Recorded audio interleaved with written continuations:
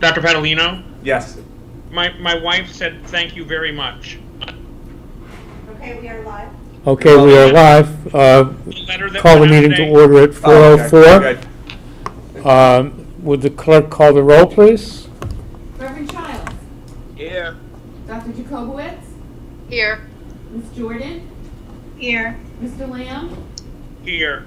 Mr. Michael. Ms. Lau. Ms. Lau. Is she here? Here. I'm Mr. here. Shaughnessy. Here. Ms. Shear. Here. Mr. Spicer. Here. Okay. I'd like to stand for the Pledge of Allegiance, please. I pledge allegiance to the flag of the United States of America and to the To the republic republic for which it stands, one one nation, nation, under God, indivisible, with liberty and justice for all.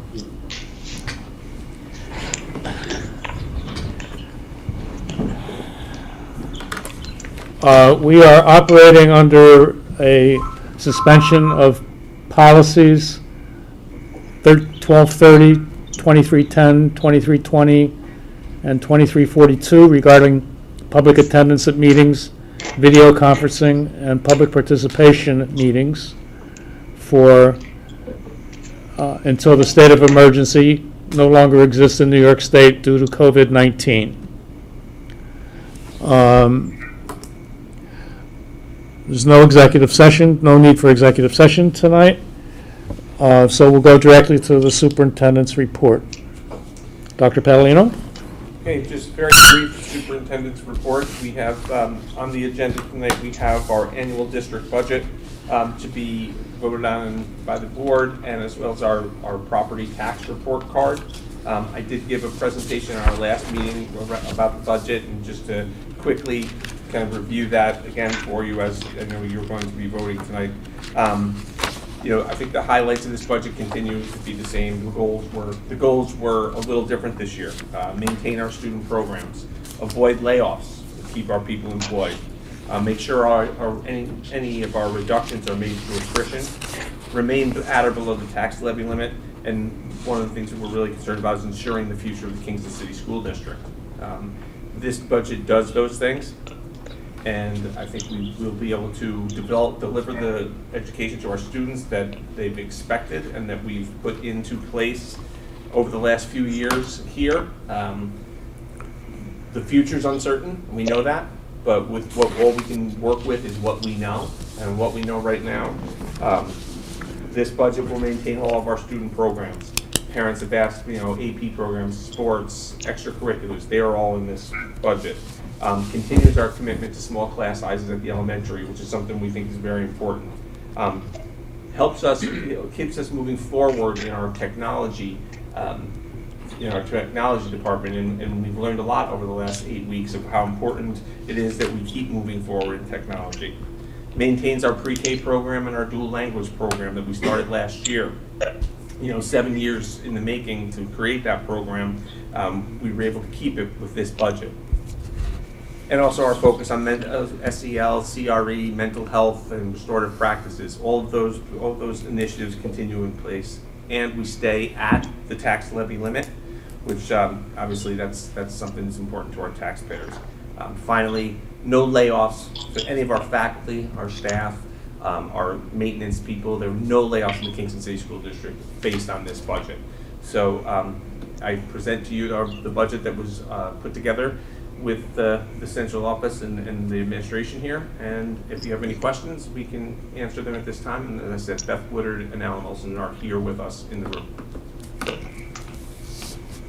Okay. So I do have a question. This is Crystal. Mrs. I Lau? have a question. Mrs. Lau?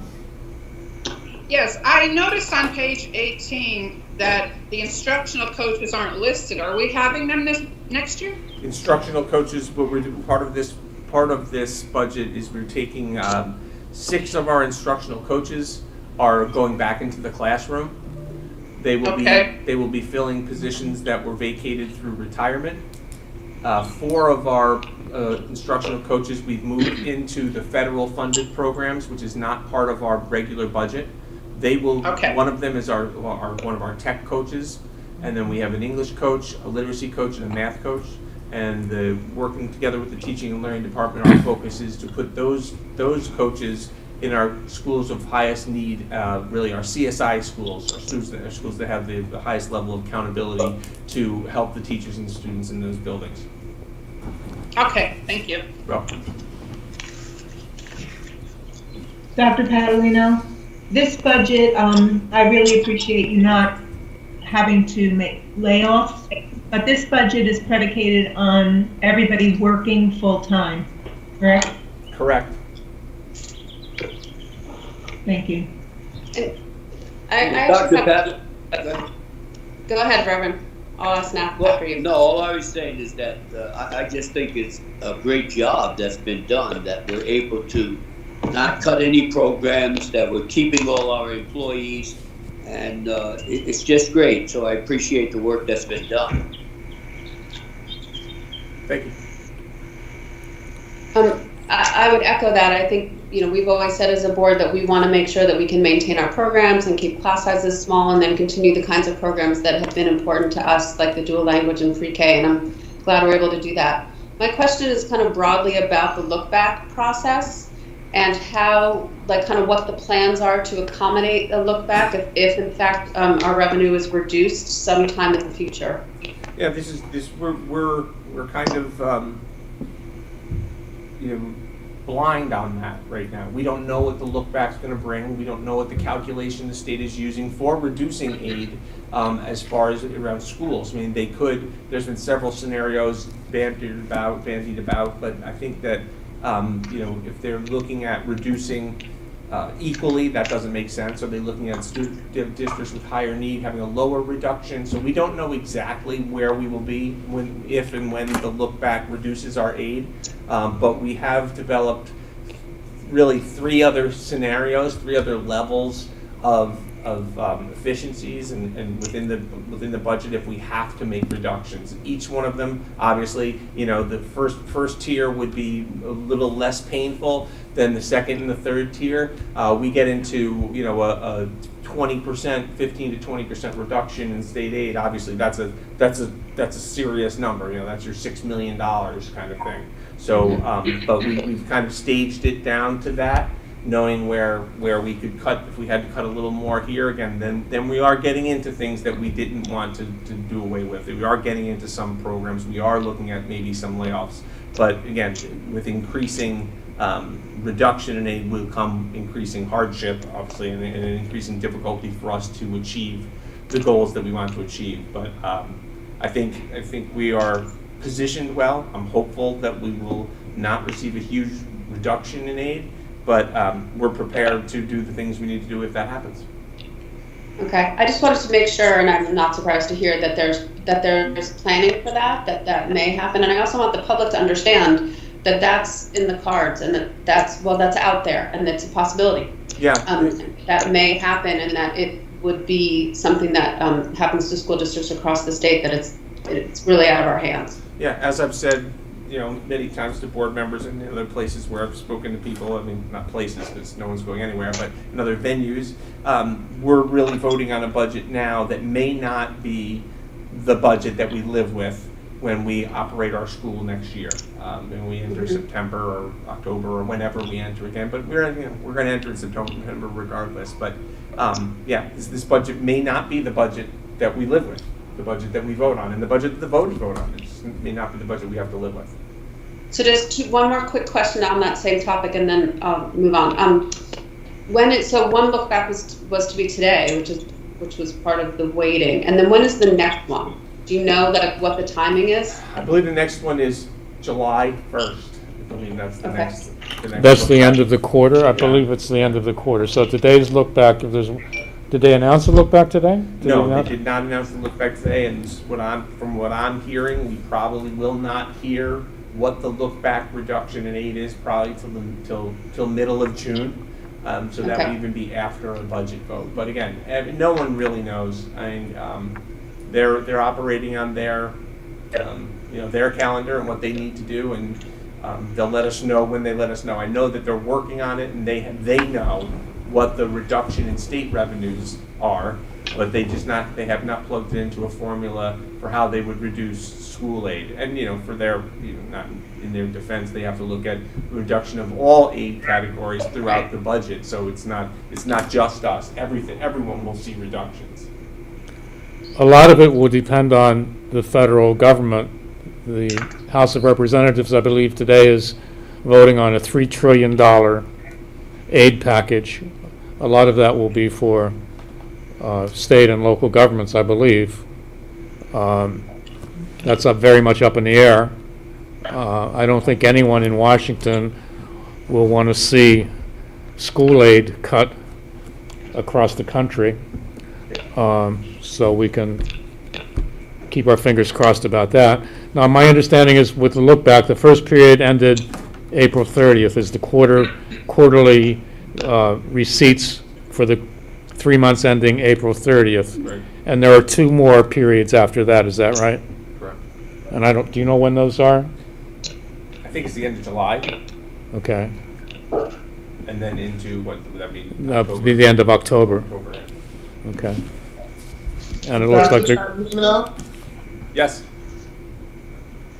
whenever it is that we're going to reopen, all of the new regulations and social distancing is going to put some stress on transportation. Were we able to add any money to transportation to anticipate that? No, we have not added any money to transportation anticipating that. I think one of the things is the stress around transportation. First of all, we have transportation contracts that we don't really deviate from year to year, but I think the stress around transportation is going to be reflected in is going to be not reflected, but going to be kind of diminished by how we decide we're running school. So again, if we're looking at many fewer students coming to school, we're looking at fewer students on the bus.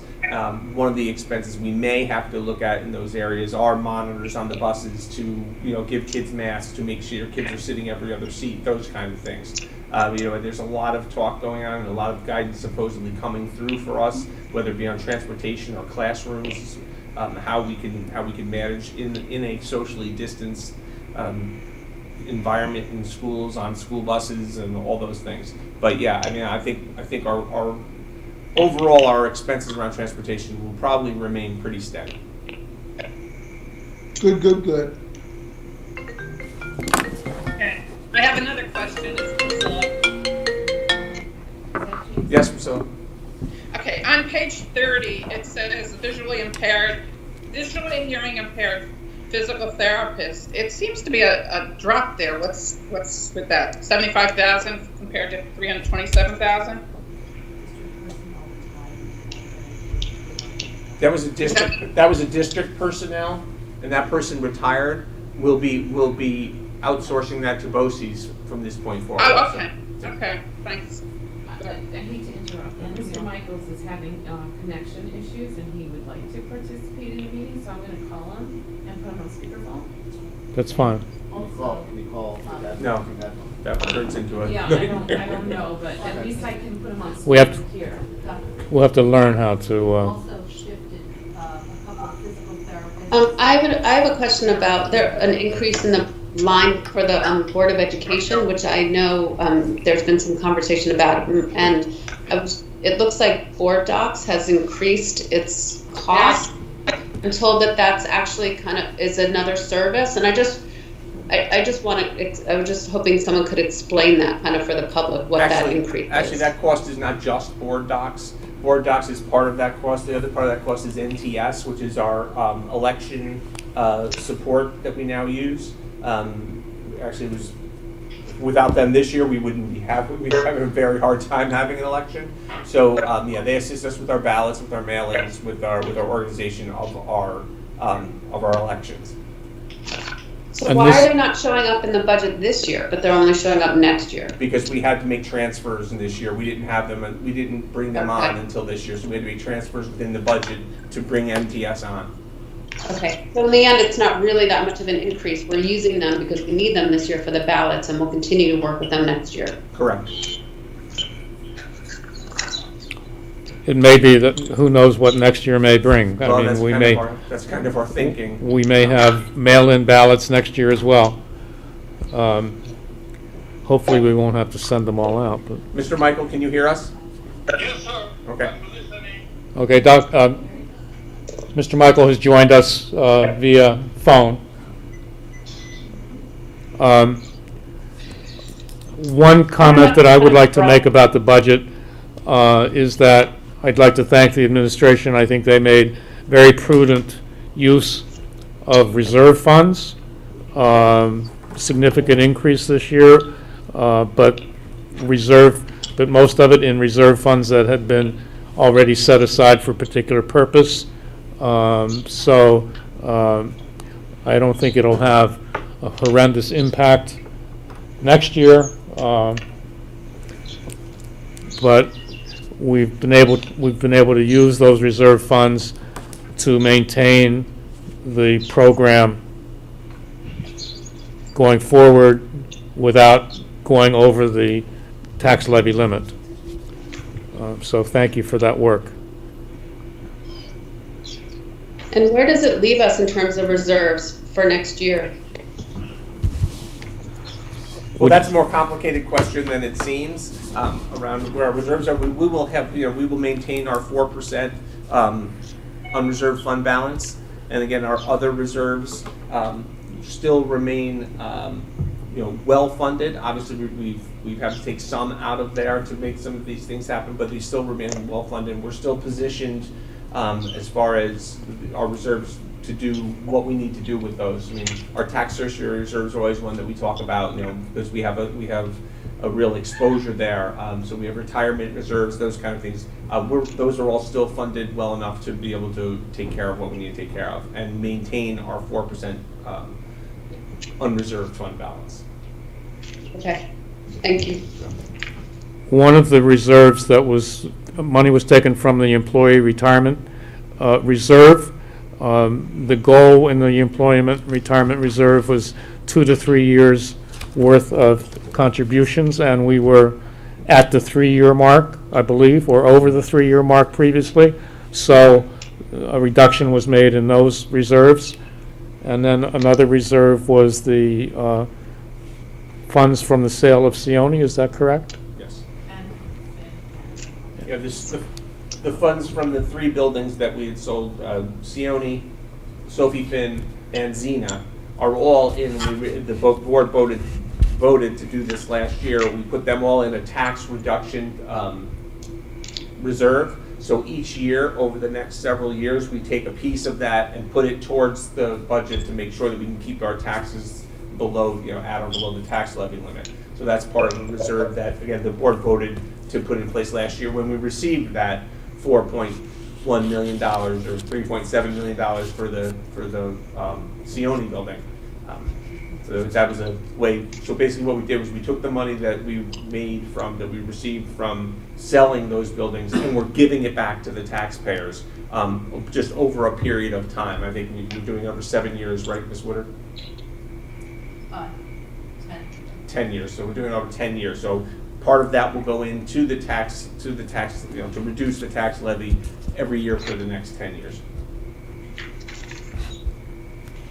I think that's very, very fair, and I hope that the taxpayers realize that you have done everything you can to utilize that funding for their benefit. Yeah, we talked about it a lot last year during the budget process.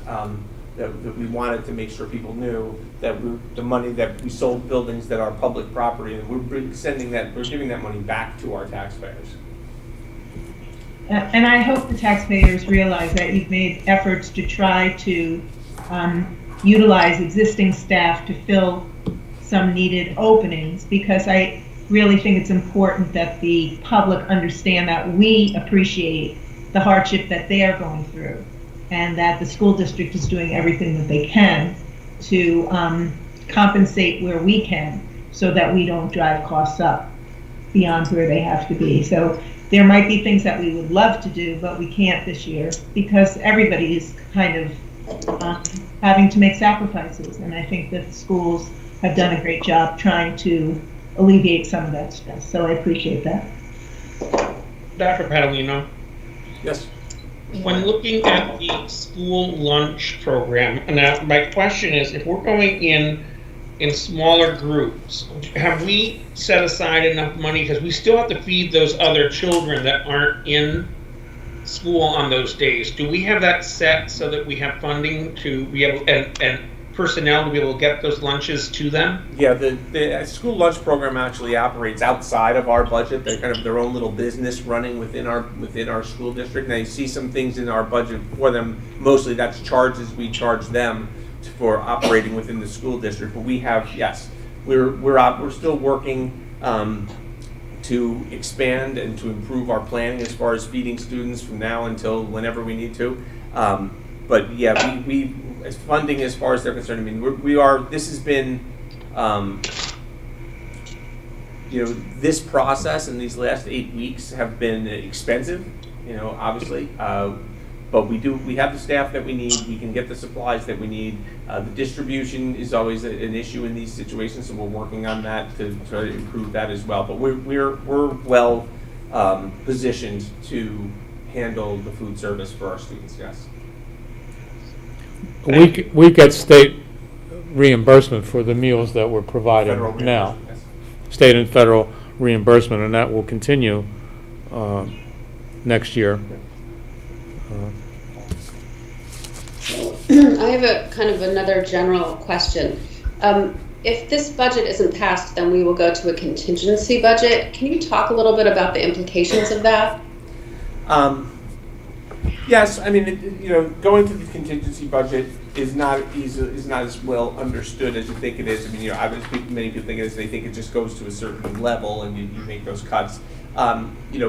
We'd have to make some decisions. It's very scripted about where those cuts can come from. It's not just out of wherever we choose to get to that 0% of the tax levy. But it would probably be another round of looking at reductions across the board. This budget probably brings us to, and I'll defer to Ms. Woodard on this, difference dollar-wise between here and a contingency budget for us. It's 1.8. So it's about almost $2 million more we would have to remove from the budget. But again, it wouldn't be just remove it from anywhere. It's scripted on how we have to move forward in a contingency budget. So another $2 million. That's that second tier of pain that I talked about with the reduction in aid. But can you talk about is it practical to talk about what some of those restrictions are? I mean, I think if the community can understand what the implications would be, I think it makes a compelling argument for not getting there. Sure. Ms. Woodard, do you want to jump in with any of those? Well, eliminates,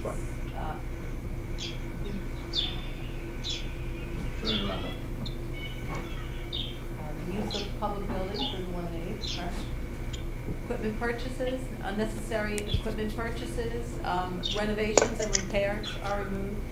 And then, basically to get to the cap, we also have to stay within an administrative capital percentage restriction. So, right, so I'm transfer really hearing capital, her. we wouldn't be able to transfer funds to capital for those capital projects. Plus, we would have to cut out some, if not all, of the money that we have in central services for building repairs. So for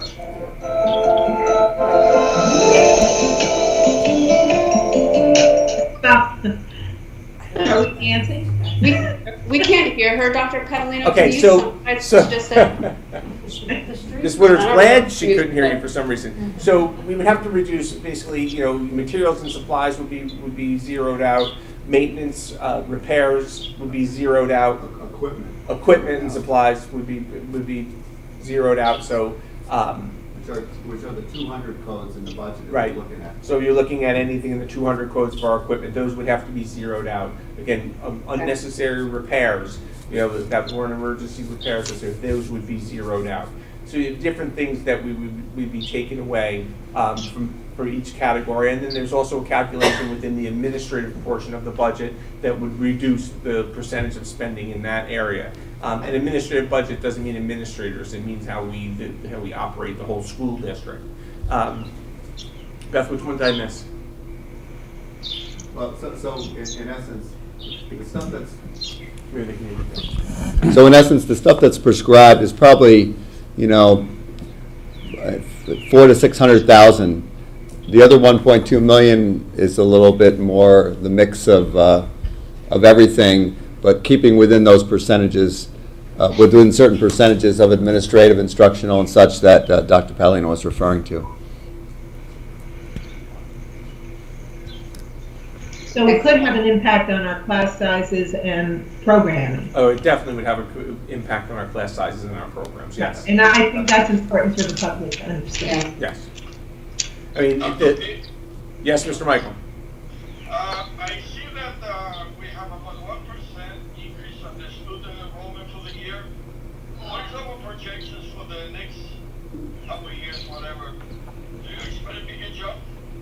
Well, I don't expect a big jump. I mean, we've been a little bit of an anomaly with our enrollment of students, where most small city school districts are seeing drastic decrease and decline in enrollment.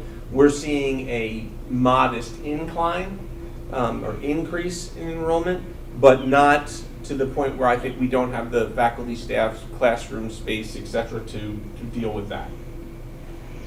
Okay, thank you.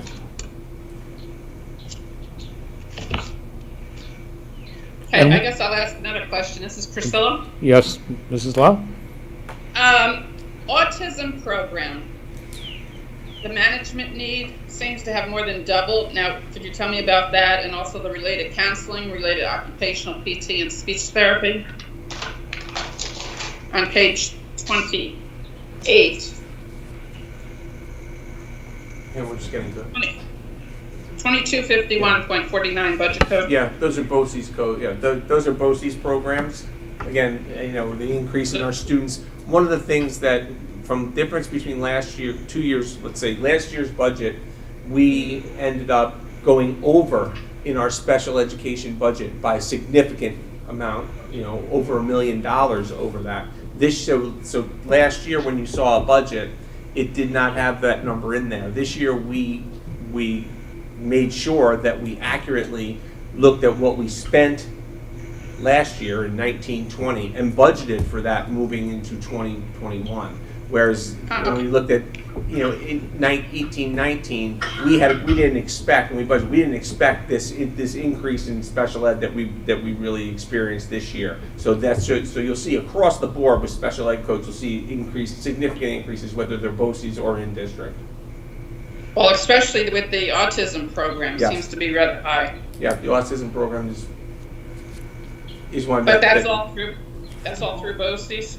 Mrs. Woodard, do you want to? Yeah, that piece that she's discussing is Ulster BOCES, but also on that same page, further up above, the Ulster County maintenance cost went up $300,000, and we had discussed that early on. It was part of the change in the law of our share, and that's supposed to sunset next year, but we don't know. We don't know what'll happen. So that might just be a 1 year, hopefully. Right. So that's for students who are placed through the county. That's our share of what we have to pay for students who we don't necessarily place, but the county places. That's our responsibility. Okay, thank you.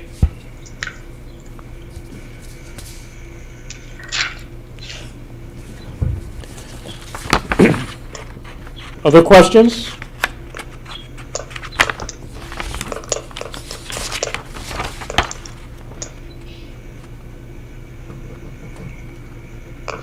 So we have resolution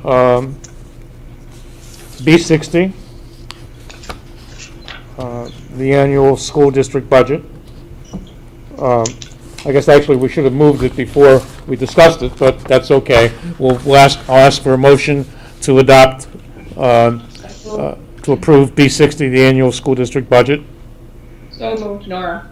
Nora? Second. Okay, it's been moved and seconded. Any further discussion?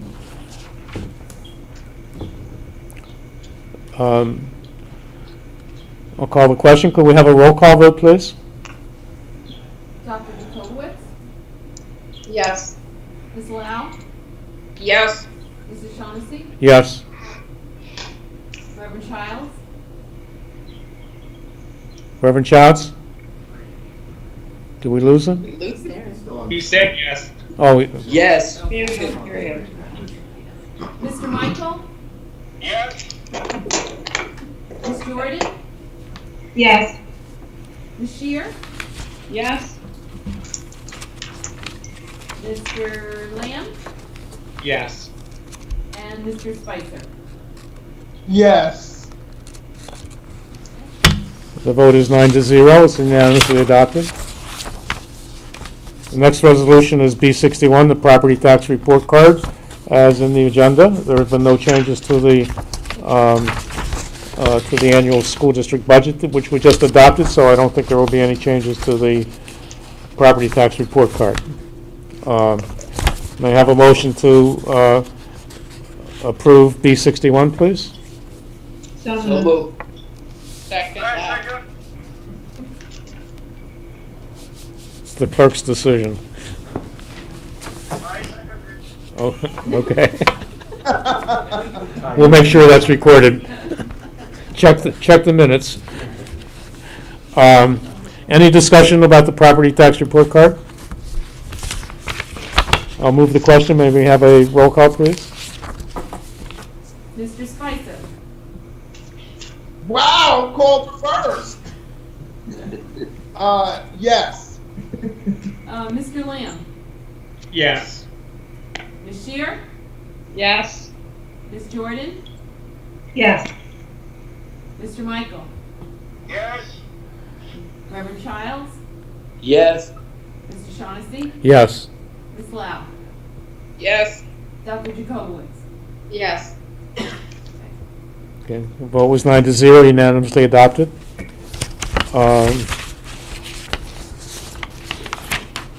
It's all on the, completes our agenda. May I have a motion for adjournment?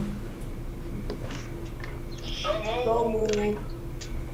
Second. Lau. Moved in second. All in favor, please say aye. Aye. Opposed? Nay? Okay, we officially adjourned at 4:35. Thank you all very much for attending, and we will see you on Wednesday at 6 o'clock for our regular May 20th meeting. Try to sign on 10 minutes early.